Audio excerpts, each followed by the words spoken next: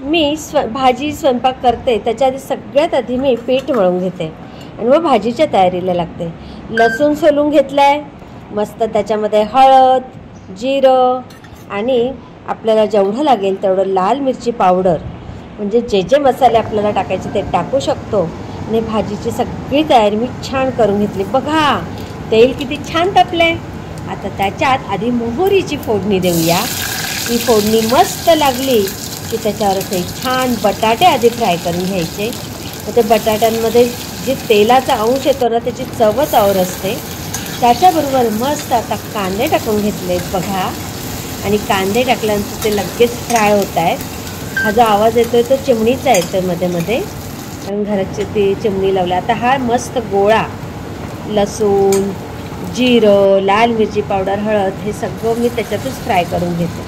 आणि नंतर मी हे टोमॅटो टाकले.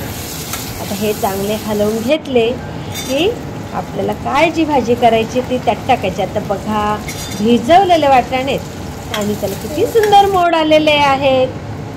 आणि हे मोड आल्यामुळे त्या मोडाच्या उसळीची चवच काही और असते.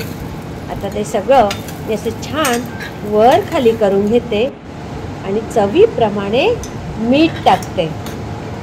चवीप्रमाणे मीठ टाकल्यानंतर मला जेवढी आमटी हवी तेवढंच मी याच्यात पाणी घालणार आहे आणि कुकरच्या चांगल्या 3-4 शिट्ट्या होऊ देणार आहे. कारण वाटाणे हे सुके वाटाणे आहेत ना, आपल्याला जेवढे जशा तुमच्या एरियात असतील तशा पद्धतीने आपण करू शकतो. थोडे कडक हवे तर 2च करा, कारण मी 4 शिट्ट्या तर होऊच दिलेल्या आहेत. मला अगदी छान मऊ मऊ भाजी आवडते. बघा गरमागरम भाजी आणि चपाती. चला तर मग जेवायला.